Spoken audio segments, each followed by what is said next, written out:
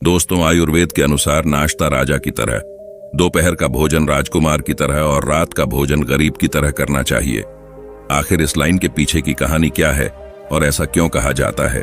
और आयुर्वेद के अनुसार हमें भोजन कैसा करना चाहिए, भोजन कितना करना चाहिए, कैसा भोजन करना हमारे शरीर की सेहत के लिए सही रहता है और भोजन करने का सही समय क्या है? इन सभी सवालों के जवाब आपको इस वीडियो में मिलने वाले इस वीडियो को पूरा जरूर देखना, क्योंकि यह वीडियो आपकी पूरी जिंदगी बदल सकता है और आने वाले समय में होने वाली गंभीर बीमारियों से आप बचे रह सकते हैं। आयुर्वेद के अनुसार सबसे पहला नियम है, प्रकृति के अनुसार आहार। शरीर की प्रकृति के अनुसार हमारे शरीर को 3 भागों में वात, पित्त, कफ के आधार पर वर्गीकृत किया गया है। हर व्यक्ति की एक विशेष प्रकृति होती है और व्यक्ति को उसी की प्रकृति के अनुसार ही भोजन ग्रहण करना चाहिए। अब सवाल यह आता है कि हम कैसे पहचानें कि हमारे शरीर की प्रकृति कैसी है? यह बड़ा ही आसान है और आप अपने शरीर के कुछ लक्षणों को देखकर ही यह आसानी से पता कर सकते हो। सबसे पहला, वात प्रकृति के लोगों का गुण धर्म जो होता है वह शीतल, रूखा, हल्का और सूक्ष्म होते हैं। ऐसे लोग पतले हल्के शरीर के होते हैं। इनकी त्वचा सूखी और खुरदरी होती है। बाल रूखे और पतले हो सकते हैं। गर्दन हल्की होती है और अनियमित होती है। आवाज पतली और त्वरित होती है।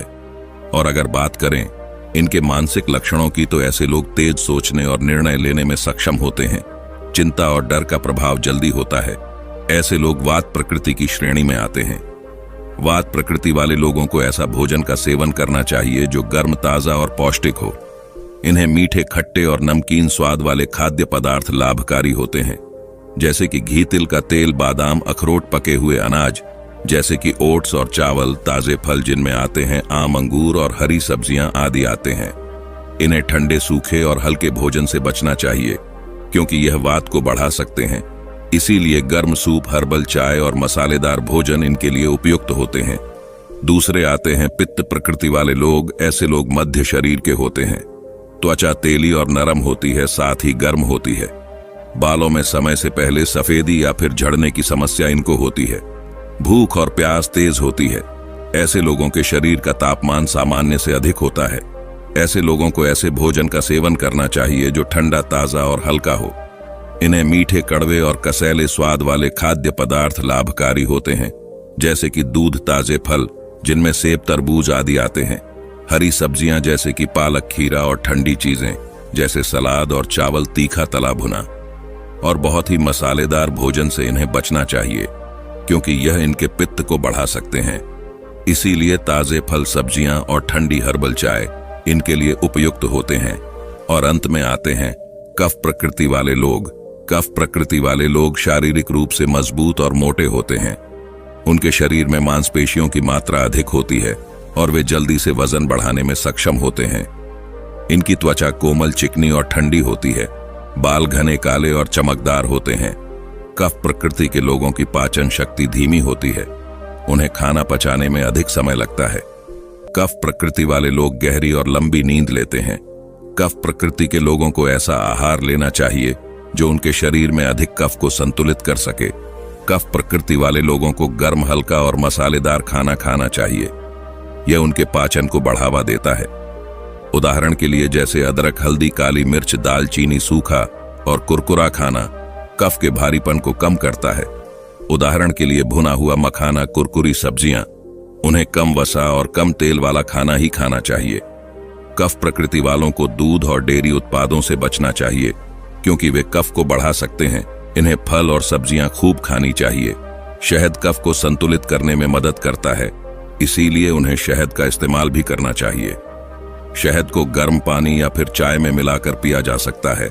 कुल मिलाकर कफ प्रकृति वाले लोगों को अपने आहार में ऐसे खाद्य पदार्थ शामिल करने चाहिए जो उनके शरीर में कफ को संतुलित करें।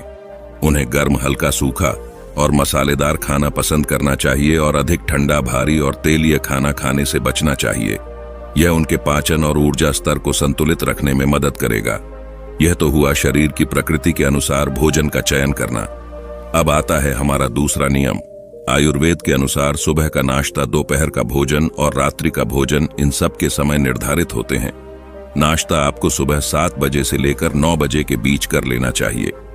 यह नाश्ता करने का सबसे सही समय होता है। सुबह का समय वात दोष का होता है। जब शरीर में ऊर्जा की आवश्यकता होती है, इस समय हल्का और पौष्टिक नाश्ता करने से शरीर को दिन की शुरुआत के लिए आवश्यक ऊर्जा मिलती है।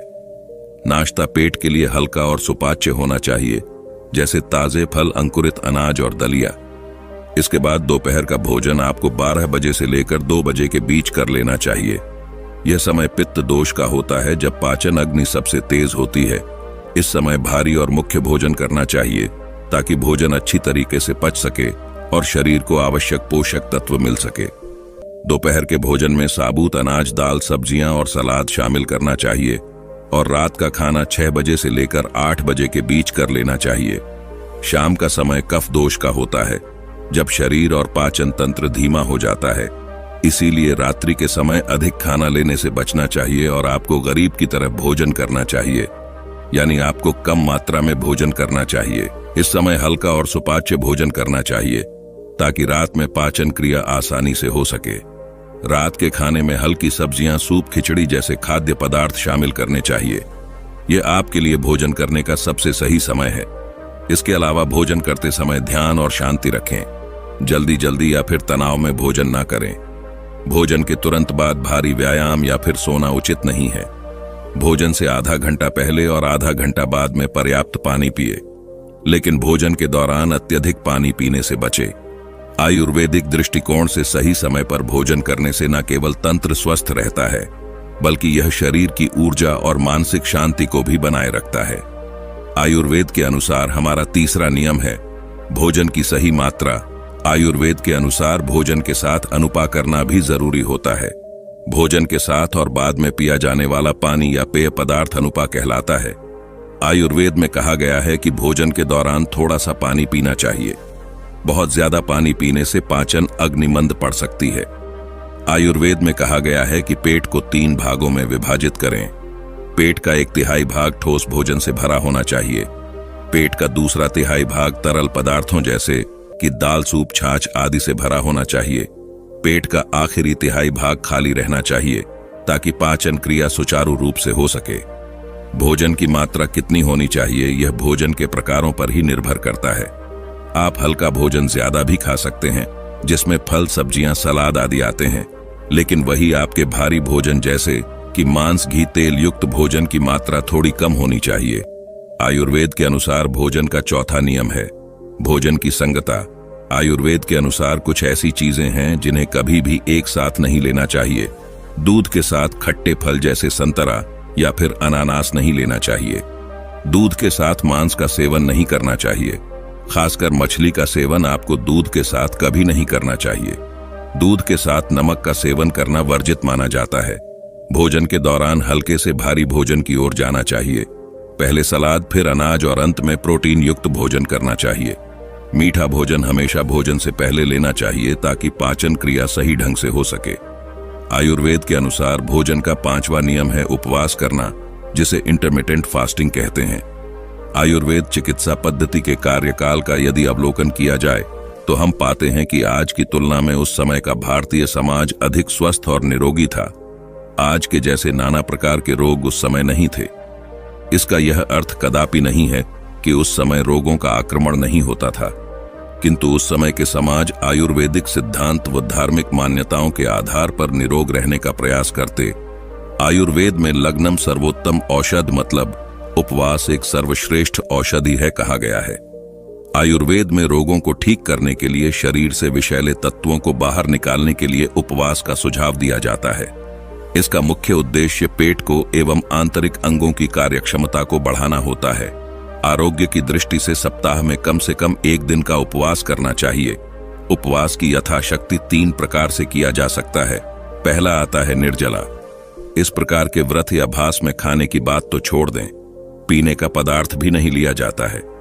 निर्जला जैसे सबसे स्पष्ट है कि पानी भी नहीं लेना है। इस व्रत को 24 घंटे या फिर 12 घंटे के लिए किया जाता है। दूसरा आता है निराहार। इस प्रकार के व्रत में खाने पर प्रतिबंध होता है, पर पीने पर नहीं होता है। इस प्रकार के व्रत में कुछ भी खाया नहीं जाता है। पानी या जूस या फिर अन्य सात्विक पेय पदार्थ इसमें लिए जा सकते हैं। फिर निर्धारित समय के बाद भोजन ग्रहण किया जाता है। तीसरा आता है आश्विक व्रत। इस प्रकार के व्रत में फलहार मतलब केवल फलों का सेवन किया जा सकता है। ठोस भोजन इसमें नहीं लिया जाता। निर्धारित समय के बीच बीच में फलों के सहारे रहा जाता है, फिर निर्धारित समय के बाद भोजन ग्रहण कर लिया जाता है। उपवास करने से शरीर के अंदर के विषैले तत्वों की सफाई होती है। उपवास करने से कफ, वात और पित्त में संतुलन आता है। उपवास करने से स्वाद ग्रहण करने वाली ग्रंथि की सक्रियता बढ़ती है। उपवास करने से मेटाबॉलिज्म को सामान्य स्तर में बनाए रखने में मदद मिलती है। तो यह 5 आयुर्वेदिक नियम अगर आप अपना लेते हैं तो आपको बहुत सारी बीमारियों से राहत मिलेगी और आप स्वस्थ और फिट रहेंगे। दोस्तों, क्या कोई एक ऐसी औषधि हो सकती है जिस औषधि को लेने पर जीवन में कभी कोई रोग ना हो और वह हमारे पूरे शरीर पर कार्य कर जाए? तो आपको बता दें कि ऐसी औषधि नहीं हो सकती कि जो एक औषधि मात्र लेने से हर बीमारी पर कार्य करें, हर बीमारी को ठीक करें, हर बीमारी से बचाए। ऐसी औषधि नहीं हो सकती। पर दोस्तों, एक ऐसा तरीका है, एक ऐसा उपाय है जिससे हम जीवन भर हर बीमारी से दूर रह सकते हैं, बच सकते हैं। निश्चित रूप से ऐसा तरीका है आपको जो हर एक समस्या, हर एक बीमारी से बचा सकता है। दोस्तों, आज की कहानी इसी शीर्षक पर है, तो इसीलिए आज की इस वीडियो को पूरे ध्यान से सुने। और अगर आप चाहते हैं कि आपको कोई बीमारी ना हो, आपको कोई रोग ना हो, जिंदगी में शारीरिक कोई समस्या ना आए, तो इस कहानी को आपको अंत तक ध्यानपूर्वक जरूर सुना होगा और समझना होगा। इस कहानी से आपकी उम्र थम सी जाएगी। आपको कोई बीमारी नहीं होगी, आपको पेट से संबंधित कोई भी बीमारी नहीं होगी, या यूं कहे आपको कोई बीमारी छू ही नहीं पा पाएगी। एक बार एक आदमी जो हमेशा बहुत बीमार रहता था, वह एक दिन आयुर्वेद के बहुत बड़े गुरुजी के पास जाता है और गुरुदेव से पूछता है कि हे गुरुदेव, क्या कोई ऐसी औषधि है? यदि है तो मुझे बताइए, जो कि एक ही औषधि से सारे रोगों को खत्म कर दें। यदि ऐसा कोई औषधि है तो मुझे बताइए। मैं अपनी इन शारीरिक समस्याओं से, रोगों से, बीमारियों से बहुत ज्यादा परेशान हूं। तब गुरुदेव बोले, अगर तुमने यह पूछा होता कि क्या कोई ऐसा उपाय है जिन्हें करने से सारे रोग खत्म हो जाए, तो मैं कहता हाँ, ऐसा उपाय है। पर एक ही औषधि जो अनेक रोगों में, बीमारियों में काम करे, ऐसी कोई औषधि बनी ही नहीं है, पर एक ऐसा उपाय है। तब वह व्यक्ति बोला, ठीक है गुरुजी, आप वो उपाय के बारे हमें बताने की कष्ट करें। तब वह गुरुदेव बोले, आज मैं तुमको यह बताऊंगा कि हम कैसे अपने पूरे स्वास्थ्य को ठीक रख सकते हैं और शरीर की कोई सी भी कितनी भयानक बीमारी से बच सकते हैं। तो यह तरीका है अपने शरीर की प्रकृति को समझना, अपने शरीर की प्रकृति को हमेशा संतुलित रखना। इससे आपका बल भी बढ़ेगा, सौंदर्य भी बढ़ेगा, हर प्रकार से आपको इससे लाभ मिलने वाला है। तो आपको करना क्या है? वात, पित्त और कफ, इस सिद्धांत को अच्छे से समझना है। फिर गुरुवर उस व्यक्ति से कहते हैं कि पहले सिद्धांत में आप यह समझो कि हमारे शरीर की प्रकृति कैसी है, प्रकृति के लक्षण क्या होते हैं, असंतुलित है तो उसे कैसे संतुलित किया जा सकता है। फिर वह गुरुवर बोले, सबसे पहले तुम्हें यह समझना चाहिए कि वात प्रकृति की स्थिति में आपके बालों पर, आपकी आंखों पर और आपकी त्वचा पर प्रभाव पड़ता है। आपके बाल रूखे होने शुरू हो जाते हैं और झड़ने लगते हैं, और जब आपके बाल झड़ने लगते हैं तो आप कई तेलों का प्रयोग करते हैं, विभिन्न प्रकार की औषधियों का प्रयोग करते हैं, लेकिन तब भी लाभ नहीं हो रहा है, तो समझ जाना कि वात आपका प्रकोप हो रहा है। वात रोग में आपकी समस्या है। आंखों की रोशनी कम होने लगती है, त्वचा जो है आपकी वह रूखी होनी शुरू हो जाती है, सूखी हो जाती है और त्वचा व चेहरे पर झुर्रियां पड़ने लगती हैं। यह सब वात का प्रभाव होता है। तो अगर आपके साथ ऐसा हो रहा है तो आप समझे कि यह वात का प्रभाव है। वात आपके शरीर में असंतुलित हो रहा है। अगर आपको जोड़ों में दर्द होता है, कमर में अकारण ही दर्द हो जाता है, तो यह सब वात के प्रभाव के कारण ही हो रहा है। और भूख इन लोगों को अच्छी लगती है, सामान्य लगती है, बहुत अधिक नहीं, बहुत कम नहीं, लेकिन इन लोगों को गैस की समस्या, पेट जैसे फुला फुला अनुभव होना और डकार आना, ऐसी परिस्थितियां इनको बनती हैं। और अधोमार्ग से वायु का निष्कासन ज्यादा होता है, इस प्रकार की स्थिति बनती है। और साथ ही कॉन्स्टिपेशन यानी कब्ज की समस्या इनको रहते हैं, क्योंकि वात जो है वह सुखा है, वह मल को भी सुखा देती है। वात का जो मुख्य स्थान होता है वह आपकी आंतें होती है, और यह यहाँ पर मल को सुखा करके कॉन्स्टिपेशन की समस्या खड़ा करती है। तो अगर आपको बार बार कॉन्स्टिपेशन की समस्या रहती है, मल ठीक से निष्कासित नहीं हो पाता है, तो आप यह समझ लेना कि आपके शरीर में वात का प्रभाव बढ़ा हुआ है। यह सुनकर वो व्यक्ति बोला, गुरुदेव आपने ठीक कहा, यह जो आपने अभी कई प्रकार के लक्षण बताए हैं, उनमें से कई तरह के लक्षण, आधे से ज्यादा ऐसा लगता है कि वह मेरे में भी है। तभी गुरुवर कहते हैं, तो ठीक है, तो अब तुम यह समझो कि मन की स्थिति कैसी रहेगी तो यह मन चंचल रहेगा, एक जगह ठहरेगा नहीं। मन बार बार अलग अलग स्थानों पर जाएगा।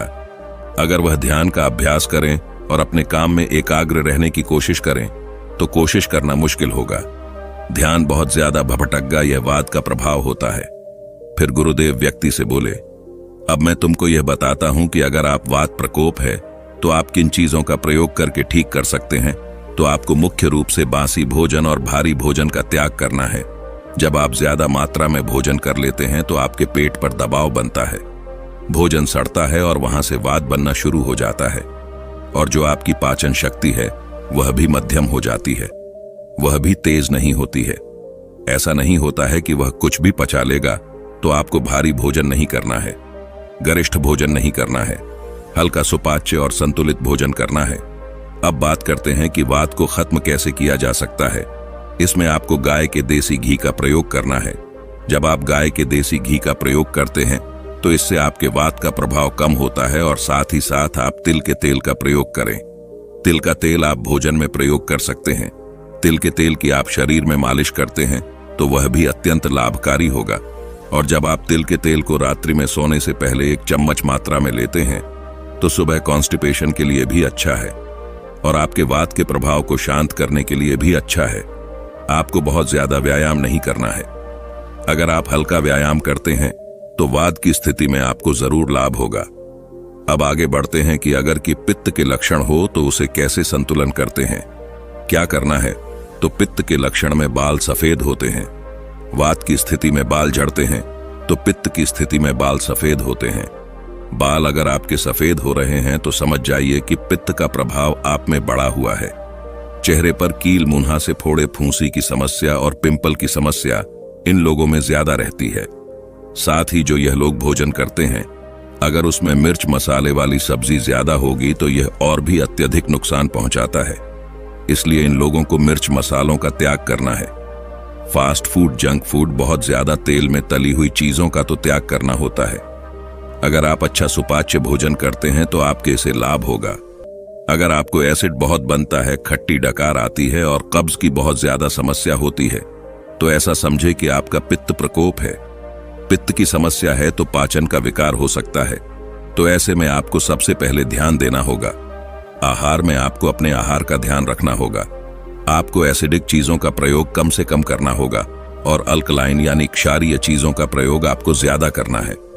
अगर आप एसिडिक चीजें ज्यादा खाएंगे तो आपके शरीर में जो पित्त बढ़ा हुआ है वह और भी ज्यादा बढ़ जाएगा, जिससे समस्याएं और बढ़ेगी। अगर आप एसिडिक चीजों की जगह अल्कलाइन चीजों को ज्यादा खाओगे, जैसे कि हरी सब्जियां, फल फूल आपको ज्यादा खाना है, नारियल पानी पीते हैं, जूस पीते हैं, पेठे का जूस पीते हैं, लौकी का जूस पीते हैं। अगर आप ऐसी चीजों का सेवन करते हैं तो आपकी जो पित्त की समस्या है वह बहुत जल्दी ठीक होना शुरू हो जाएगी। अगर आपको शुगर की समस्या है तो वह भी ठीक होना शुरू हो जाएगी। इस समस्या में आपको एसिडिक डाइट को कम करना है और अल्कलाइन डाइट को बढ़ाना है। अम्लीय जो चीजें हैं उनको कम करते जाना है। इन लोगों की जो मानसिक स्थिति होती है ज्यादा क्रोध वाली होती है, गुस्से वाली, अस्थिर होती है, यानी कि बहुत ज्यादा छोटी सी छोटी चीजों में भी बहुत ज्यादा रिएक्ट करते हैं, तो यह उनकी मानसिक स्थिति को दर्शाता है। तो अगर इस प्रकार की आपकी मानसिक स्थिति बनी हुई है तो समझे पित्त प्रकृति का यह प्रभाव होता है। फिर गुरुदेव बोले, तो इस प्रकृति को ठीक कैसे किया जाए। तो इसका सीधा सा उपाय है गाय का मक्खन। अगर आप गाय का मक्खन प्रयोग करते हैं तो इसमें बहुत अच्छा होता है। गाय का घी, गाय का मक्खन, मिश्री मिलाकर उसका प्रयोग करने से आपको बहुत फायदा होता है और साथ ही इसमें अधिक फल सब्जियों का प्रयोग करना आवश्यक होता है। व्यायाम में आप समझे कि कुंजल क्रिया जो है वह बहुत अच्छी रहती है, यानी कि आपको पर्याप्त मात्रा में 3 से 4 गिलास गुनगुना नमकीन पानी पी के उसके बाद आप उंगली को मुंह के अंदर डाल के कुल्ला करते हैं तो पानी बाहर आएगा। यह जो क्रिया है यह पित्त की अवस्था में बहुत काम आती है। ऐसे लोगों को ध्यान का अभ्यास और योग का अभ्यास भी करना चाहिए। इससे भी मन शांत होता है, गुस्सा कम होता है। मानसिक स्थिति जब शांत होती है तो पाचन पर भी उसका अच्छा प्रभाव पड़ता है।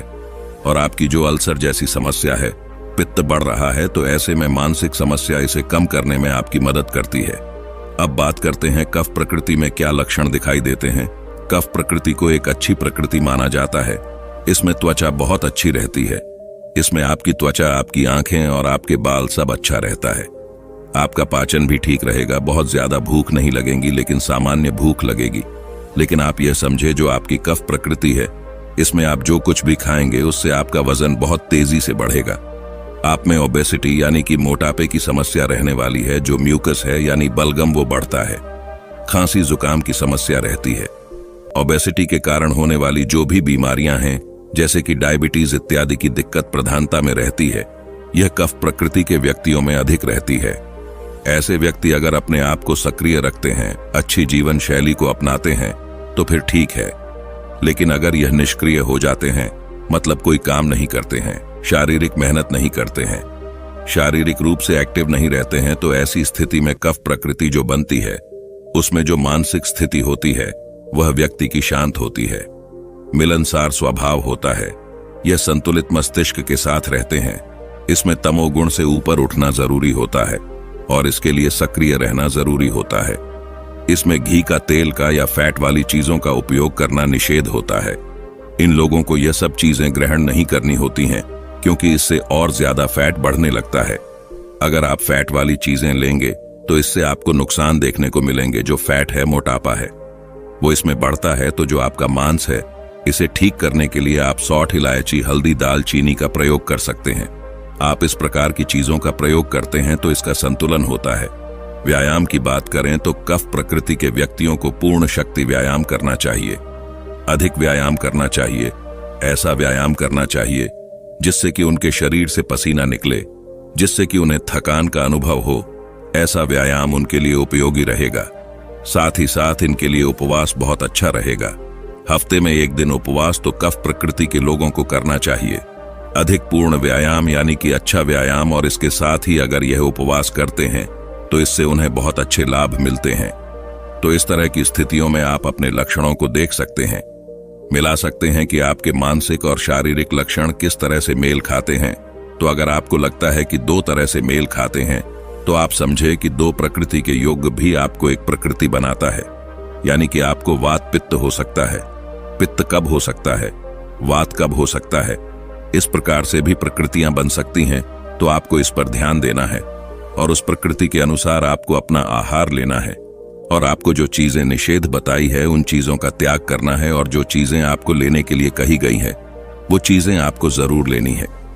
यदि इस प्रकार से आप करते हैं तो आप निश्चित रूप से बहुत सारी बीमारियों से बच सकते हैं। उसके बाद उस व्यक्ति को सभी बीमारियों की जड़ समझ में आ गई थी और साथ ही उसे अपनी सभी बीमारियों को ठीक करने के उपाय भी मिल गए थे। और अब उस व्यक्ति ने गुरुदेव को धन्यवाद दिया और उस जीवन शैली को अपने जीवन में लागू करने का प्रण लिया और फिर वहां से गुरुदेव से आज्ञा लेकर चला गया। दोस्तों, आज की इस कहानी में हम जानने वाले हैं ऐसी 5 चीजों के बारे में जिन्हें अगर आप रात भर भिगोकर सुबह खाली पेट खाते हैं तो उससे आपकी अनेकों बीमारियां जड़ से खत्म हो जाती हैं और साथ ही ये आपकी सेहत को 10 गुना बेहतर बनाती है, शरीर को ताकतवर बनाती है, हष्ट पुष्ट बनाती है और कई छोटी बड़ी बीमारियों से भी आपको दूर रखती है। दोस्तों, वीडियो शुरू करने से पहले कमेंट में नमो बुद्धाय लिखकर वीडियो को लाइक जरूर करें। तो चलिए शुरू करते हैं। एक समय की बात है, एक गुरु जो कि आयुर्वेद के बहुत ही बड़े झांता थे, वह एक जंगल में अपनी एक झोपड़ी बनाकर रहा करते थे और उनके पास दूर दूर से लोग अपनी बीमारी का इलाज करवाने आते थे और गुरु उन्हें बिना किसी दवाई के ठीक कर देते थे।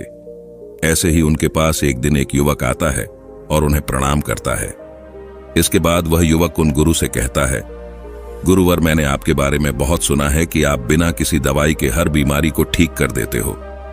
अगर ऐसा है तो आप मेरी भी बीमारियां ठीक कर दीजिए, क्योंकि मेरे शरीर में अनेकों बीमारियों ने घर कर लिया है जिससे मेरा शरीर बहुत ही कमजोर हो गया है। उस युवक की बात सुनकर वह गुरु उससे कहने लगे, बेटा, तुमने सही सुना है, मैं यहां पर किसी को कोई भी दवाई नहीं देता। इसके बाद वह गुरु उस युवक से कहते हैं, बेटा, आज मैं तुम्हें 5 ऐसी चीजों के बारे में बताऊंगा जो तुम्हें अपने घर पर ही उपलब्ध हो जाएंगी और जिनका सेवन करने से तुम्हारी सभी बीमारियां ठीक हो जाएंगी। साथ ही साथ तुम्हारा शरीर ताकतवर बनेगा और तुम्हें कभी कोई बीमारी नहीं होगी। गुरु की ऐसी बातें सुनकर वह युवक बहुत प्रसन्न होता है और उनसे कहते हैं, गुरुवर, मुझे जल्दी से उन 5 चीजों के बारे में बताओ। फिर गुरु उस युवक से कहते हैं, बेटा, जब हम ऑक्सीजन की जरूरत पड़ती है तो हम इन पेड़ों के पास आते हैं जब हमें पानी की जरूरत पड़ती है तो हम कुएं के पास जाते हैं। जब हमें भोजन की जरूरत पड़ती है तो हम खेतों से अनाज लेते हैं। लेकिन जब भी हम बीमार होते हैं तो हम इस प्रकृति से कुछ नहीं लेते और महंगे महंगे अस्पताल में चले जाते हैं, जहां पर हमें विभिन्न प्रकार के केमिकल से भरी हुई दवाइयां मिलती हैं, जो हमारे स्वास्थ्य को सही करने की जगह और ज्यादा बिगाड़ देती हैं। इसीलिए बेटा, जब आप खाने के लिए खेतों का अनाज, पीने के लिए कुएं का पानी और ऑक्सीजन लेने के लिए पेड़ों के पास जाएं, तो अपनी बीमारी का इलाज करवाने के लिए मां प्रकृति के पास क्यों नहीं जाते, जबकि आपकी हर बीमारी का इलाज मां प्रकृति के पास मौजूद है। इसके बाद गुरु उस युवक से कहते हैं, बेटा, आज मैं तुम्हें ऐसी 5 चीजों के बारे में बता रहा हूं जिन्हें तुम्हें रात को पानी में भिगो देना है और सुबह उठते ही उन्हें खाली पेट खा लेना है। जब तुम इनका लगातार 15 दिन तक सेवन करोगे तो तुम्हें इसके परिणाम दिखने लगेंगे और 1 महीना सेवन करने पर तुम्हारे शरीर की कमजोरी बिल्कुल खत्म हो जाएगी और जितनी भी बीमारियां तुम्हारे शरीर के अंदर है वह सब भी बिल्कुल खत्म हो जाएगी। इसलिए अब तुम इन बातों को ध्यान से सुनो। फिर गुरु उस युवक को पहली चीज के बारे में बताते हुए कहते हैं, बेटा, पहली चीज है अजवाइन। अगर आप अजवाइन को रात को पानी में भिगोकर सुबह सुबह इसका सेवन करते हो तो यह आपको बहुत सारे स्वास्थ्य लाभ देती है। और इसका सेवन करने का पहला फायदा आपके डाइजेस्टिव सिस्टम यानी कि पाचन तंत्र के लिए होता है। अजवाइन में थाइमो नाम का एक कंपाउंड होता है जो कि आपके डाइजेशन को इंप्रूव करता है और गैस, ब्लोटिंग और इंडाइजेशन जैसी समस्याओं को मिनटों के अंदर चुटकी बजाते ही ठीक कर देता है। इसके अलावा अजवाइन में एंटी इन्फ्लेमेटरी प्रॉपर्टीज भी होती हैं जो कि जोड़ों का दर्द और सूजन को कम करती है और खास तौर से ऐसे लोगों को जो कि गठिया यानी कि अर्थराइटिस से परेशान है, इन लोगों के लिए यह अजवाइन जो होती है यह बहुत ही फायदेमंद होती है।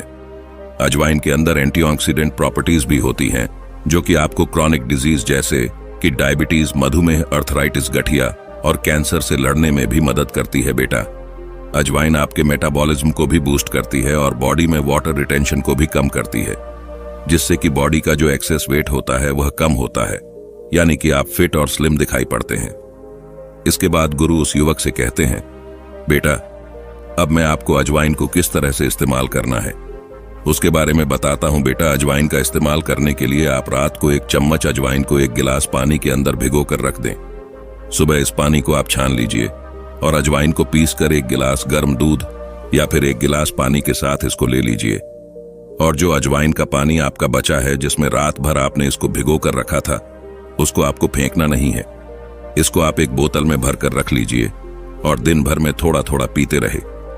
इसके बाद गुरु उस युवक से कहते हैं कि बेटा, अगर आप पेट से जुड़ी परेशानियों से परेशान हैं, जोड़ों के दर्द से परेशान हैं, वजन घटाना चाहते हैं या आप कई तरह की बीमारियों से बचना चाहते हैं, तो अजवाइन को अपनी दिनचर्या में जरूर शामिल करें। इसके बाद गुरु उस युवक को दूसरी चीज के बारे में बताते हुए कहते हैं, बेटा, दूसरी चीज है मेथी के बीज। बेटा, मेथी दाना खाना आपके लिए बहुत ही फायदेमंद होता है। इसको अगर रात भर भिगोकर आप सुबह खाते हैं तो यह आपके वजन को नियंत्रित करता है, क्योंकि इसमें एक घुलनशील फाइबर होता है जो आपके पेट में पानी को अवशोषित करके एक जेल जैसा पदार्थ बनाता है। इससे आपका पेट भरा भरा महसूस होता है और आपको भूख कम लगती है, जिससे आप ज्यादा खाने से बच जाते हैं। इसके अलावा मेथी के बीज पुरुषों के लिए भी बहुत लाभकारी है और महिलाओं के लिए भी यह उतना ही लाभकारी है जितना पुरुषों के लिए है। पुरुषों में टेस्टोस्टेरोन हार्मोन के लेवल को बढ़ाने में यह बहुत ही ज्यादा लाभकारी है, क्योंकि मेथी के बीजों में ऐसे गुण होते हैं जो पुरुष में टेस्टोस्टेरोन हार्मोन को बढ़ाते हैं, जिससे पुरुषों में यौन इच्छा और प्रदर्शन को बढ़ोतरी मिलती है। मेथी के बीज ऊर्जा और सहन शक्ति को बढ़ाने में भी मदद करते हैं, जिससे यौन जीवन में सुधार होता है। इसके साथ ही महिलाओं के लिए भी यह बहुत ही ज्यादा फायदेमंद है। मेथी के बीजों में नेचुरल तरीके से दर्द और सूजन को कम करने वाले गुण होते हैं, जिसे महिलाओं में मासिक धर्म के दौरान होने वाले पेट दर्द और ठंड को कम करने में मदद मिलती है और यह पाचन के लिए बहुत ही फायदेमंद होता है। इसलिए बेटा, अगर आप इन सभी परेशानियों से बचना चाहते हैं और एक खुशहाल जिंदगी जीना चाहते हैं तो आपको रोजाना मेथी के बीजों का सेवन अवश्य करना चाहिए। इसके बाद गुरु उस युवक से कहते हैं, बेटा, इसको इस्तेमाल करने के लिए आपको क्या करना है यह समझो। यदि आपने पहले कभी मेथ बीजों का सेवन नहीं किया है तो शुरुआत में आधा चम्मच लो, यानी लगभग 2 से 2.5 ग्राम से शुरू करें और धीरे धीरे इसकी मात्रा बढ़ाते जाओ। मेथी के बीजों का सेवन करने के लिए आपको सबसे पहले आधी चम्मच मेथी के बीजों को ले लेना है और एक कटोरी में पानी भर लेना है। उसके बाद में उस कटोरी में उस आधी चम्मच मेथी के बीजों को डाल देना है। इसके बाद में कटोरी को ढक कर रख देना है। फिर पूरी रात वह मेथी के बीज भीग जाएंगे और फूल जाएंगे। इसके बाद सुबह आपको उन मेथी की बीजों को चबा चबा कर खा लेना है और उस पानी को पी लेना है। आपको उस पानी को फेंकना नहीं है, क्योंकि उसमें बहुत सारे पोषक तत्व शामिल हो जाते हैं। अगर आप उस पानी को फेंक देंगे तो बहुत सारे पोषक तत्व पानी के साथ ही चले जाएंगे, इसलिए आपको उस पानी को भी पीना है। इसके बाद गुरु उस युवक को तीसरी चीज के बारे में बताते हुए कहते हैं, बेटा तीसरी चीज है हरी मूंग। हरे वाले जो साबुत मूंग होते हैं ये बहुत ही ज्यादा हेल्दी होते हैं, खास तौर पर ऐसे लोगों के लिए जो कि अपनी डाइट में प्रोटीन को बढ़ाना चाहते हैं, जिनके लिए यह हरी मूंग जो होती है वह बहुत ही पावरफुल होती है। इसके बाद गुरु उस युवक से कहते हैं, बेटा हरी मूंग डाइजेस्ट करने में आसान होती है और इसमें प्रोटीन के अलावा कई तरह के न्यूट्रिएंट्स भी होते हैं, जैसे कि फाइबर, विटामिन और मिनरल्स भी भरपूर मात्रा में पाए जाते हैं, जो कि आपको एनर्जेटिक रखते हैं और हेल्दी भी रखते हैं। हरी मूंग में प्रोटीन और फाइबर दोनों ही अच्छी मात्रा में होता है, इसीलिए यह आपके वजन को घटाने में भी हेल्प करती है और बॉडी से एक्स्ट्रा फैट को हटाती है और उसे जमा होने से भी रोकती है।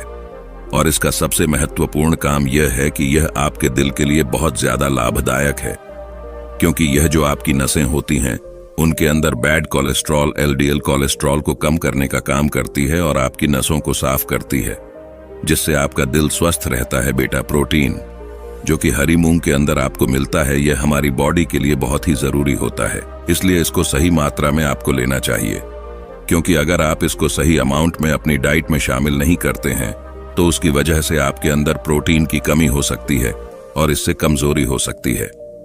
इसके बाद गुरु उस युवक से कहते हैं, बेटा अब मैं तुम्हें हरी मूंग की दाल को इस्तेमाल करने का तरीका बताता हूं। बेटा इसको इस्तेमाल करने के लिए आप रात को 1 टेबल स्पून हरी मूंग को एक कटोरी पानी के अंदर भिगोकर रख दीजिए और सुबह इसे छानकर आप ऐसे ही खा सकते हैं, या फिर आप चाहे तो इसे पानी से निकालकर एक सूती कपड़े में बांध दीजिए, थोड़ा सा उसको नम कर लीजिए और 1-2 दिन के लिए छोड़ दीजिए।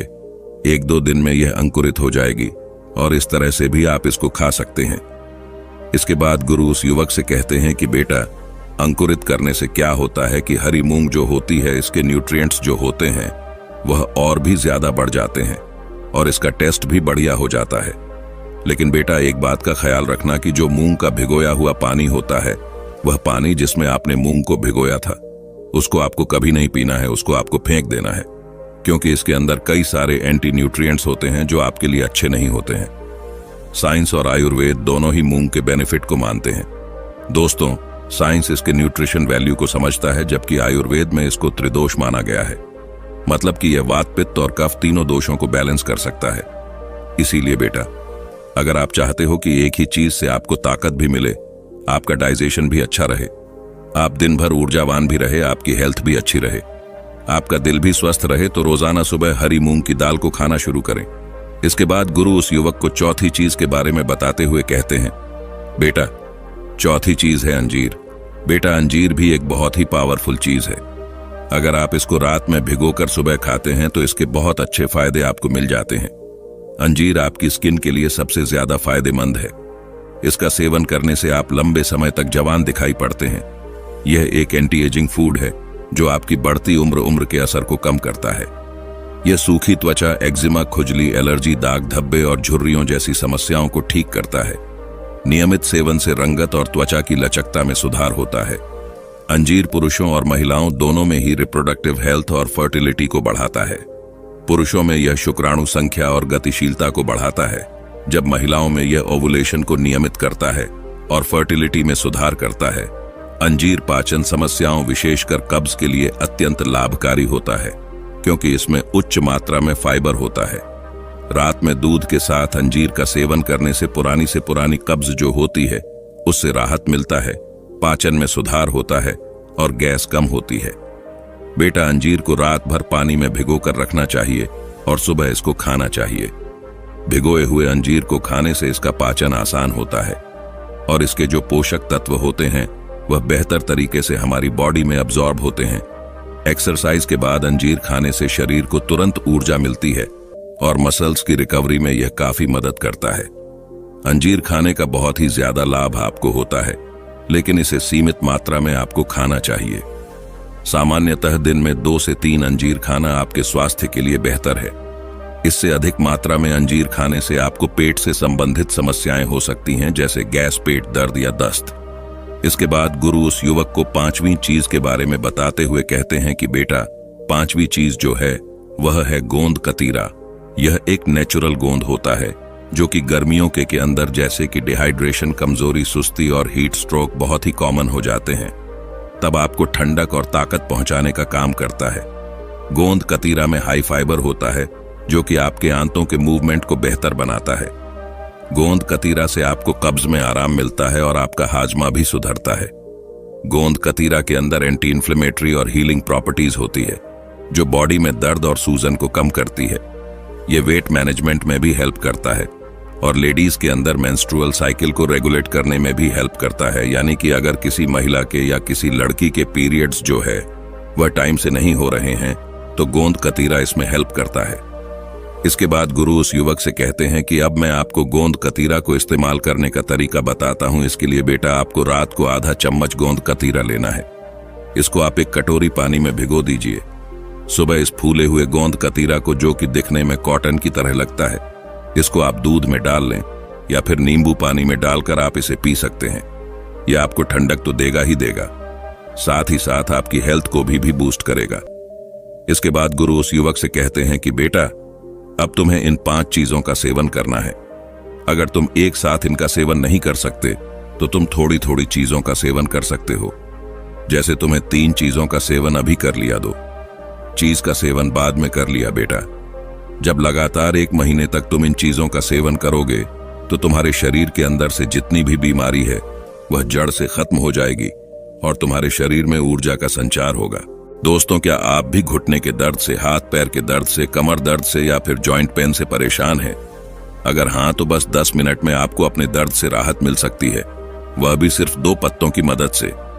जी हाँ दोस्तों, आज के इस वीडियो में हम बात करेंगे एक पौधे के बारे में जो कि पुराने से पुराने जॉइंट पेन को ठीक कर सकता है।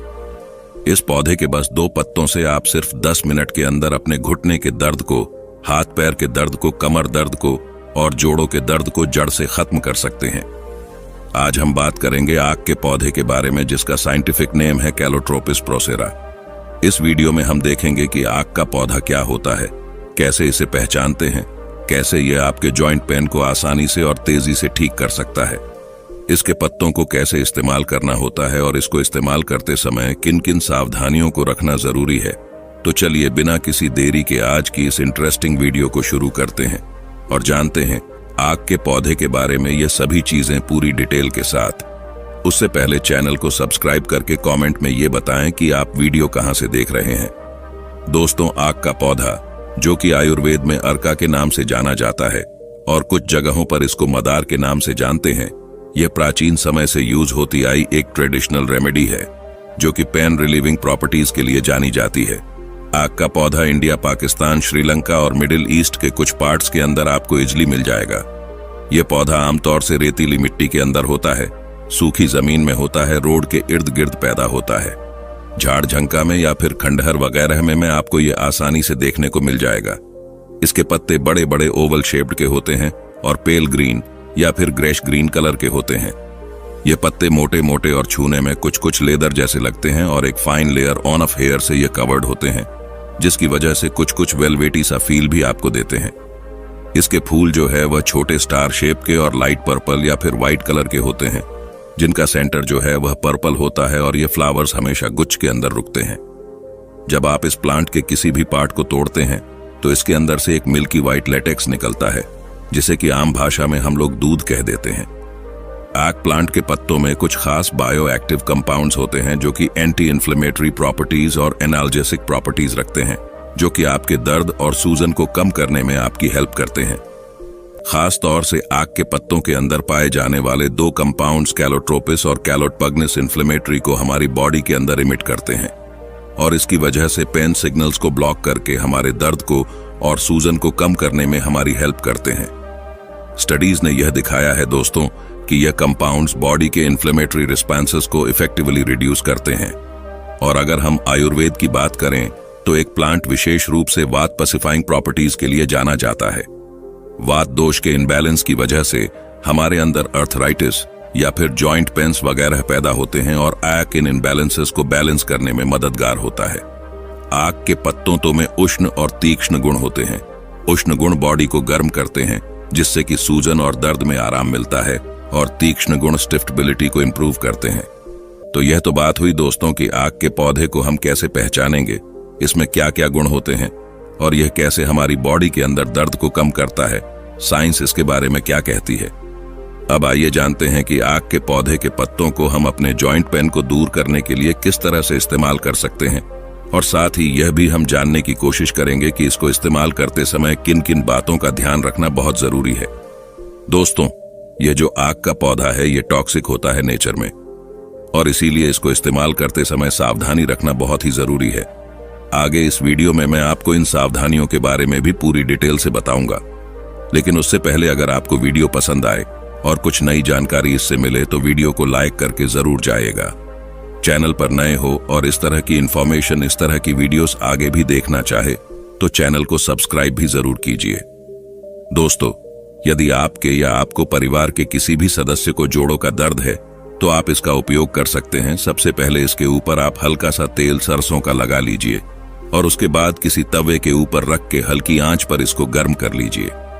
जब यह पत्ते गर्म हो जाएं और नरम से पड़ जाए तो इन पत्तों को आप डायरेक्टली अपने अफेक्टेड एरिया पर यानी घुटने पर, हाथ पैर पर, जहां पर भी जिस जोड़ में आपके दर्द है वह वहां पर रख दीजिए, और फिर इन पत्तों को कपड़े के बैंडेज से या फिर मेडिकल टेप से या फिर धागे से वहां पर बांध लीजिए, ताकि आपकी जो यह पत्तियां हैं ये वहां से हटे ना, वहां पर लगे रहे। इन पत्तों को लगभग 10 मिनट से लेकर आधा घंटा तक आप इसी तरह से लगा रहने दीजिए और उसके बाद इसको आप हटा दीजिए। आप इस रेमेडी को दिन में 1 से 2 बार यूज कर सकते हैं। बेस्ट रिजल्ट के लिए मैं रिकमेंड करूंगा कि शुरू में आप इसको 2 टाइम सुबह शाम इस्तेमाल करें और उसके बाद फिर चाहे तो 1 टाइम भी कर सकते हैं।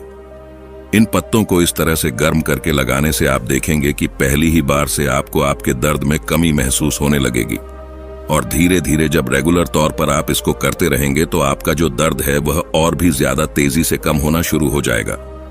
दोस्तों, जॉइंट पेन रिलीफ के साथ ही आक प्लांट के और भी कई सारे बेनिफिट्स होते हैं। जलन, चोट, शरीर में कट्स वगैरह पे लगाने से यह इनको जल्दी ठीक कर देता है और घाव को भर देता है। इसके अलावा एक्जिमा, रिंगवर्म और स्केबीज जैसे स्किन इन्फेक्शन में भी इसका जो लेटेक्स होता है, जो दूध होता है, वह बाहर से लगाने से आपको आराम देता है। आक के पत्तों को जलाकर उसका स्मोक इनहेल करने से अस्थमा और ब्रोंकाइटिस जैसे रेस्पिरेटरी इश्यूज में आपको आराम मिलता है। और इसके अलावा आक का लेटेक्स हर्बल नील्स के साथ मिक्स करके लगाने से आपके सर में जो डेंड्रफ वगैरह होती हैं, अगर जुएं वगैरह होती हैं, तो उनसे भी आपको छुटकारा मिलता है और हेयर ग्रोथ भी इससे प्रमोट होती है। लेकिन एक चीज जो मैं आपको बहुत ही जोर देकर बताना चाहूंगा वह यह है कि आक के पौधे का कोई भी पार्ट, चाहे तना हो, इसका लेटेक्स हो या इसके पत्ते हो, कोई भी चीज हो, यह आपको ऑरली या इनहेलेशन के तौर पर या खुले जख्म के ऊपर लगाने के लिए बिल्कुल भी इस्तेमाल नहीं करना चाहिए। दोस्तों, आक के पौधे में टॉक्सिक कंपाउंड्स होते हैं, और अगर आप इसको ऑनरली या इंटरनली यूज करते हैं या अपने खुले जख्म पर लगा लेते हैं तो यह आपके लिए हार्मफुल हो सकता है। ये compounds gastrointestinal distress, severe irritation और इवन कार्डियक इश्यूज को भी कॉज कर सकते हैं। आयुर्वेद में भी आक को सिर्फ एक्सपीरियंस्ड आयुर्वेदिक प्रैक्टिशनर्स के सुपरविजन में ही इंटरनली यूज करने की सलाह दी जाती है। इसको हमेशा डिटॉक्सिफिकेशन के स्पेशल मेथड्स करने के बाद ही इस्तेमाल किया जाता है, और इसीलिए किसी भी आयुर्वेदिक डॉक्टर से सलाह किए बिना आप आक को कभी भी अंदरूनी तौर पर इस्तेमाल मत कीजिएगा, यह बहुत ही खतरनाक हो सकता है। दोस्तों, आक के पत्तों को यूज करने से पहले एक पैच टेस्ट आप जरूर कर लें। थोड़ा सा लेटेक्स या फिर इसके पत्ते निकालकर आप अपनी स्किन पर लगाइए और देखिए कि इससे कोई एलर्जिक रिएक्शन तो आपको नहीं हो रहा है, और उसके बाद अगर आपको कोई दिक्कत ना लगे तभी इसको इस्तेमाल कीजिए। साथ ही आक के लेटेक्स को या पत्तों को आंखों और म्यूक्स मेम्ब्रेन से अपने दूर रखें, क्योंकि यह वहां पर जाकर बहुत ही ज्यादा इरिटेशन पैदा कर सकते हैं, आपको दिक्कत हो सकती है। और अगर आपको कोई इरिटेशन या फिर एडवर्स रिएक्शन महसूस होता है तो तुरंत इसका इस्तेमाल आप करना बंद कर दीजिए और इफेक्टेड एरिया को सोप से और पानी से अच्छे धो लीजिए। तो दोस्तों, आग का पौधा एक दो धारी तलवार की तरह होता है, जिसका सही इस्तेमाल ना किया जाए तो यह आपको नुकसान भी पहुंचा सकता है, और अगर सही से इस्तेमाल करा जाए तो आपके दर्द को छूमंतर भी कर सकता है। उम्मीद है आज की यह वीडियो आपको पसंद आई होगी और आग को आप सही तरीके से इस्तेमाल कर पाएंगे। वीडियो पसंद आई हो तो लाइक करके जाइए, चैनल पर नए हैं तो सब्सक्राइब करिए। दोस्तों, आंख, नाक और कान की तरह दांत भी हमारे शरीर का महत्वपूर्ण हिस्सा है। जहां जीभ हमें तमाम तरह के स्वादिष्ट पदार्थों के टेस्ट से परिचय कराती है, तो वहीं दांतों के जरिए हम इन पदार्थों को चबाते हैं। लिहाजा दांतों की देखभाल हमारे लिए बेहद आवश्यक है। इनकी सफेदी और अपनी मुस्कुराहट बरकरार रखने के लिए आपको दिन में 2 बार ब्रश करना चाहिए। आयुर्वेद भी दांतों की 2 बार सफाई पर जोर देता है। पुराने दौर के लोग अपने दांतों को साफ करने के लिए विशिष्ट पौधों की टहनियों का इस्तेमाल करते थे, और देश की तमाम हिस्सों में इस परंपरा का आज भी पालन किया जाता है। जानकारी के लिए आपको बता दें कि ब्रश करने और आयुर्वेदिक तरीके से दांत साफ करने में एक बड़ा अंतर है। हालांकि जो लोग आज भी पारंपरिक तरीके को अपनाते हैं, उन्हें दांतों की समस्या बेहद कम होती है। किसी की खूबसूरती में दांतों का बड़ा रोल होता है। सफेद और चमकीले दांत आपकी खूबसूरती में 4 चांद लगाने का काम करते हैं। कई बार खाने पीने की गलत आदतों और मुंह की सही तरह देखभाल नहीं करने से आपके सफेद दांत पीले हो जाते हैं, जो आपके चेहरे की रंगत को उजाड़ देते हैं। दांतों का पीला होने का सबसे बड़ा कारण प्लेक है, जो खाने पीने की चीजों से आपके दांतों में जमता रहता है। जब इसकी परत मजबूत हो जाती है तो यह टार्टर का रूप ले लेता है और धीरे धीरे दांतों की जड़ों में घुसकर मसूड़ों को खोखला करता है। अगर समय रहते टार्टर की सफाई नहीं की गई तो यह दांतों को पीला तो करेगा ही, साथ ही आपको दांत में दर्द होना, दांतों में सड़न, मसूड़ों की बीमारियां, मसूड़ों से खून आना, मुंह से बदबू आना, पायरिया और कैविटी जैसी गंभीर समस्याएं दे सकता है। टार्टर को साफ करने और पीले दांतों को सफेद बनाने के लिए हमारे आयुर्वेद में विभिन्न प्रकार के तरीके बताए गए हैं, और आज की वीडियो में है उन्हीं आयुर्वेद के तरीकों को जानेंगे। तो आपसे निवेदन है कि वीडियो को पूरा देखें और वीडियो को लाइक करके चैनल को सब्सक्राइब जरूर करें, और कमेंट में नमो बुद्धाय अवश्य लिखें। दांतों को सफेद करने के लिए सबसे पहला तरीका यह है कि आप सेब का सिरका यूज करें। एप्पल साइडर विनेगर को नेचुरल एसिड माना जाता है। इससे आप अपने दांतों पर जमा पीला प्लेक हटा सकते हैं। इसके लिए आपको 1 कप पानी में 1 बड़ा चम्मच सेब का सिरक मिक्स करना है। इसे मुंह में लेना है और 1 से 2 मिनट तक घुमाएं, फिर पानी से कुल्ला कर लें। ध्यान रहे कि सेब के सिरके का अधिक उपयोग न करें, क्योंकि यदि इसका बार बार उपयोग किया जाए तो यह आपके दांतों के इनेमल को भी नुकसान पहुंचा सकता है। आम और अमरूद के पत्तों को दांतों पर रगड़ने से उन्हें सफेद बनाने में मदद मिल सकती है। यह हरे पत्ते इनेमल क्लीनर के रूप में काम करते हैं। इसके लिए आप लहसुन, सेंधा नमक, अमरूद और आम की पत्तियों को पीसकर पाउडर बना लें, और इस पाउडर से रोजाना दांतों को रगड़कर साफ करें। इस उपाय से दांत और मसूड़े मजबूत बनते हैं। त्रिफला या यष्टि मधु का काढ़ा पीले दांतों को सफेद करने का असरदार उपाय है। इसका इस्तेमाल करने से आपको मुंह के छालों को कम करने में भी मदद मिल सकती है। इसके लिए त्रिफला या यष्टि मधु को पानी में तब तक उबालें जब तक पानी आधा न रह जाए। इसे ठंडा होने पर इससे कुल्ला करें। दोस्तों, दांतों के पीलेपन को हटाने में एलोवेरा भी महत्वपूर्ण होता है। एलोवेरा के अनगिनत फायदे हैं, जिनमें दांतों की सफाई भी शामिल है। दांतों पर जमी पीली गंदगी हटाने के लिए 1 चम्मच एलोवेरा जेल में 4 चम्मच ग्लिसरीन, 5 बड़े चम्मच baking soda, lemon essential oil की कुछ ड्रॉप्स और 1 कप पानी मिलाएं। इस मिश्रण का प्लेक और टार्टर को हटाने के लिए इस्तेमाल करें।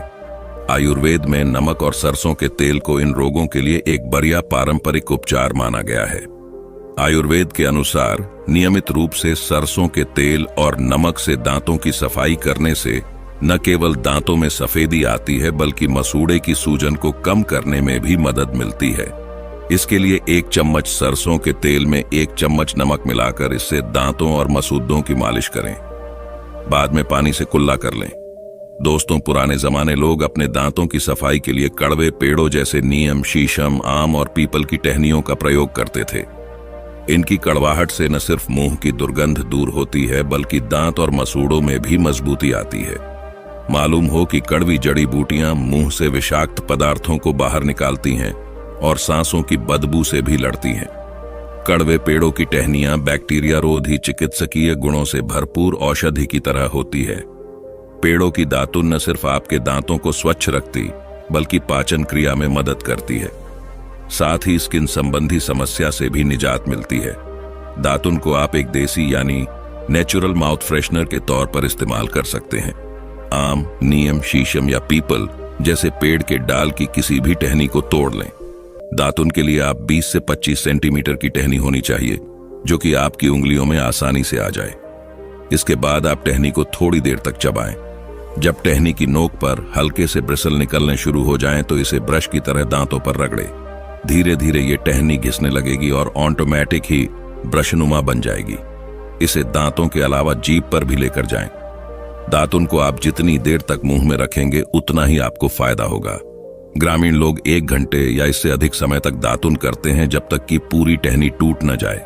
अच्छी बात यह भी है कि आधुनिक युग में भी आपको बाजार में तमाम टूथपेस्ट ऐसे मिल जाएंगे जो पारंपरिक दातुन की तरह फायदेमंद हैं। बाजार में यदि आप टूथपेस्ट खरीदने जाते हैं तो बेहतर होगा यदि आप हर्बल टूथपेस्ट का चुनाव करें। इस तरह के टूथपेस्ट हर्बल पौधों से बने होते हैं और रासायनिक मुक्त होते हैं, लिहाजा हर्बल टूथपेस्ट केमिकल युक्त फैंसी टूथपेस्ट से कहीं बेहतर है। दिलचस्प ये है कि इसके लिए आपको पैसे खर्च करने की जरूरत नहीं है, क्योंकि ये पेड़ आपको अपने मोहल्ले में भी मिल जाएंगे। दोस्तों, आइए एक और नेचुरल सप्लीमेंट के बारे में बात करते हैं जिसको इस्तेमाल करके आप मुंह की लगभग हर बीमारी को बड़ी आसानी से ठीक कर सकते हैं। तो अगर आपको ओरल हेल्थ से रिलेटेड कोई भी प्रॉब्लम है, मुंह से बदबू आती है, मुंह में छाले होते हैं, मसूड़ों से खून आता है, मसूड़े सूजे हुए हैं, कैविटी हो या दांतों में दर्द रहता है, तो एक बार इस नेचुरल सप्लीमेंट को इस्तेमाल करके देखें, आपको बहुत फायदा होगा। यह सप्लीमेंट आपको मात्र 10 रुपए में किसी भी केमिस्ट की शॉप से मिल जाएगा। दोस्तों, जिस नेचुरल सप्लीमेंट की मैं बात कर रहा हूं वह है लौंग का तेल। लौंग एक मसाला है जो लगभग हर भारतीय किचन में मिल जाएगा। लौंग को पीसकर पाउडर बनाकर जब किसी बेस आयल में 10-15 दिन के लिए रखते हैं और फिर छान लेते हैं तो उसे लौंग का तेल कहते हैं। यह आप घर पर भी बना सकते हैं। वैसे जैसे मैंने आपको कहा, यह आपको किसी भी केमिस्ट की शॉप से बड़ी आसानी से मिल जाएगा। दोस्तों, लौंग के तेल में एक कंपाउंड पाया जाता है जिसे यूजिनॉल कहते हैं। यूजिनॉल ही कारण है कि लौंग का तेल न सिर्फ आयुर्वेद में बल्कि ट्रेडिशनल चाइनीज मेडिसिन में स्किन प्रॉब्लम से लेकर बढ़ी हुई ब्लड शुगर को कम करने में भी काम आता है। यूजिनॉल की पोटेंसी को देखते हुए मॉडर्न स्टडीज भी आज इसकी इफेक्टिव को मानती है। आज हम बात करेंगे कि क्यों लौंग का तेल मुंह की सभी प्रॉब्लम्स के लिए बेस्ट नेचुरल सप्लीमेंट है और इसे कैसे और कितनी मात्रा में यूज करना चाहिए। दोस्तों, मुंह की देखभाल जितनी जरूरी है उतना ही लोग इसे नजरअंदाज कर जाते हैं। सर्वेज बताते हैं कि 50% लोग ओरल हेल्थ को लाइटली लेते हैं। शायद इसीलिए आजकल दांतों का सड़ना, दांतों का खोखला होना, सेंसिटिविटी की शिकायत, मुंह से बदबू, मुंह में बार बार छाले होना और मसूड़ों में से खून आना जैसे प्रॉब्लम्स बहुत आम हो चुकी हैं। वर्ल्ड हेल्थ ऑर्गेनाइजेशन के हिसाब से भारत में 90% लोगों को दांतों और मसूड़ों के रिलेटेड कोई ना कोई दिक्कत जरूर रहती है। दोस्तों, ध्यान देने वाली बात यह है कि मुंह की प्रॉब्लम सिर्फ मुंह की नहीं होती, बल्कि हमारी बॉडी के अलग अलग ऑर्गन्स हमारे मुंह से कनेक्टेड हैं। आपने देखा होगा कि कैसे डॉक्टर सिर्फ आपके मुंह को देखकर आपकी अंदरूनी बीमारियों का अनुमान लगा लेते हैं। इसीलिए ओरल हेल्थ प्रॉब्लम्स को नजरअंदाज करना आपको भारी पड़ सकता है। लेकिन अच्छी बात यह है कि एक्सपर्ट्स ऐसा मानते हैं कि मुंह की प्रॉब्लम्स जितनी जल्दी शुरू होती हैं उतनी जल्दी ठीक भी हो जाती है, बशर्ते हम इन पर थोड़ा ध्यान दें। दोस्तों, लौंग के तेल में पावरफुल एंटीमाइक्रोबियल्स बैक्टीरिया बनते हैं, जिस वजह से न सिर्फ मुंह से बदबू जाती है बल्कि ब्लीडिंग, गम्स और इन्फेक्शन भी कम हो सकती हैं। उन्हें लौंग का तेल खत्म कर देता है। एक स्टडी हुई जिसमें यह देखा गया कि जिन लोगों ने 21 दिन तक लौंग के तेल से माउथ वॉश किया, उनके मुंह में न सिर्फ हार्मफुल बैक्टीरिया कम हो गए बल्कि दांतों पर चिपका प्लक भी घट गया और दांत पहले से ज्यादा हेल्दी हो गए। आपको जब भी माउथ वॉश करना हो तो पानी में सिर्फ 2 बूंद लौंग की तेल की डाल लें और इस पानी को अच्छे से मुंह के हर हिस्से में घुमा लें और कुल्ला कर दें। आप तुरंत ही मुंह में ताजगी महसूस करेंगे। दोस्तों, मार्केट में मिल रहे महंगे अल्कोहल बेस्ड माउथ वॉश को अब हाथ जोड़ो, जिन्हें रेगुलरली यूज करने से साइड इफेक्ट्स होते हैं, ऐसा मॉडर्न साइंस भी आज मानती है। इन केमिकल माउथ वॉश के रेगुलर इस्तेमाल से आपके मुंह में ड्राइनेस हो सकती है, बर्निंग हो सकती है और छालों की प्रॉब्लम भी हो सकती है। दोस्तों, आप शायद जानते ही होंगे कि दांतों के दर्द के लिए हमारे बड़े बूढ़े लौंग का तेल लगाने की सलाह देते रहे हैं। भले ही उन्हें इसके पीछे की साइंस ना पता हो, लेकिन यह नुस्खा कारगर है। यह वह जानते थे। आज मेडिकली यह बात एस्टेब्लिश हो चुकी है कि लौंग का तेल एक नेचुरल एनाल्जेसिक है, जिस वजह से अगर आपको दांतों या मसूड़ों में किसी भी तरह का पेन हो तो 2 बूंद लौंग के तेल को कॉटन पर लगाकर उसे उस एरिया पर लगा लें। जब आप ऐसा करेंगे तो लौंग का तेल उस एरिया को सुन्न कर देता है, जिस वजह से कुछ ही सेकंड्स में दर्द से रिलीफ मिल जाता है, और वह भी बिना साइड इफेक्ट्स के। क्योंकि लौंग का तेल एंटी इन्फ्लेमेटरी होता है, तो यह एक नॉर्मल पेन किलर की तरह सिर्फ दर्द को ऊपर ऊपर से ही ठीक नहीं करता, बल्कि अंदर से हुई इन्फ्लेमेशन को सही करता है। अगर आपको अक्सर ही मुंह के छाले होते रहते हैं तो लौंग का तेल एंटी इन्फ्लेमेटरी होने की वजह से आपको जरूर इस्तेमाल करना चाहिए। आप इसे माउथ वॉश की तरह यूज कर सकते हैं, या फिर अपने टूथपेस्ट पर ही लौंग के तेल की एक बूंद डालकर नॉर्मली ब्रश कर सकते हैं। आप सोच रहे होंगे कि लौंग का तेल तो हर हर्बल टूथपेस्ट में होता ही है, तो अलग से क्यों इस्तेमाल करें। बात सही है, लेकिन फर्क है क्वांटिटी का। टूथपेस्ट में बहुत ही कम क्वांटिटी में लौंग का तेल होता है, जिस वजह से उसका पूरा असर नहीं मिल पाता। दोस्तों, लौंग के तेल में जबरदस्त एंटी ऑक्सीडेंट्स होते हैं, जो महंगे से महंगा टूथपेस्ट भी आपको प्रोवाइड नहीं कर सकता। एंटी ऑक्सीडेंट सेल के अंदर ऑक्सीडेटिव डैमेज करने वाले फ्री रेडिकल्स को मारते हैं, जिस वजह से आप इन्फेक्शन से लेकर माउथ कैंसर जैसी गंभीर बीमारियों से बच जाते हैं। स्टडीज में हैरान कर देने वाली बात सामने आई कि जो लौंग के तेल में मौजूद यूजिनॉल होता है, वह विटामिन आई के कंपैरिजन में 5 गुना ज्यादा इफेक्टिव है।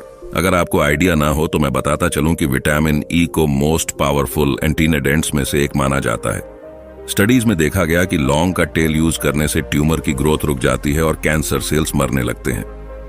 अब यह तो क्लियर है कि लौंग का तेल बहुत फायदेमंद है, लेकिन फिर भी यह सवाल रह जाता है कि इसको कब कैसे कितना इस्तेमाल करें ताकि पूरा फायदा मिले। एक तो आप इसे माउथ वॉश की तरह यूज कर सकते हैं। आप एक बोतल में 10 बूंद लौंग का तेल मिक्स करके अपने बाथरूम में रख लो। जब भी माउथ वॉश करना हो तो इसे ही यूज करो। दूसरे टूथपेस्ट पर ही इसकी एक बूंद डालकर नॉर्मल ब्रश कर सकते हैं। फिर आप थोड़ा सा टूथ पाउडर ले लें और उसमें सरसों का तेल या नारियल का तेल मिक्स कर लें। अब इसमें 2 बूंद लौंग का तेल मिला लें। अब इसको उंगली से ही मिक्स करके पेस्ट बना लें और अपने दांतों और गम्स की हल्के हाथों से हर तरफ से मसाज कर लें। दोस्तों, यह तरीका बहुत इफेक्टिव है। थोड़ा जलेगा जरूर, लेकिन घबराएं नहीं। लौंग का तेल तीक्ष्ण होता है, जिस वजह से अंदर तक पेनिट्रेट करके गंदगी बाहर निकाल देता है। आप महसूस करेंगे कि सलाइवा ज्यादा बन रहा है।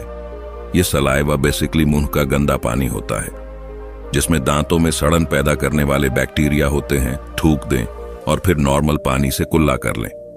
मुंह इतना फ्रेश महसूस होगा कि बड़े बड़े माउथ वॉश इसके आगे फीके पड़ जाएंगे। दोस्तों, लौंग के तेल के कोई साइड इफेक्ट्स नहीं होंगे अगर आप इसकी क्वांटिटी का ध्यान रखें। लौंग का तेल बहुत तेज होता है, इसलिए एक बार में इसकी 2 से 3 बूंदें ही काफी है। दोस्तों, ये तो हुए लौंग के तेल के ऑरल हेल्थ बेनिफिट्स।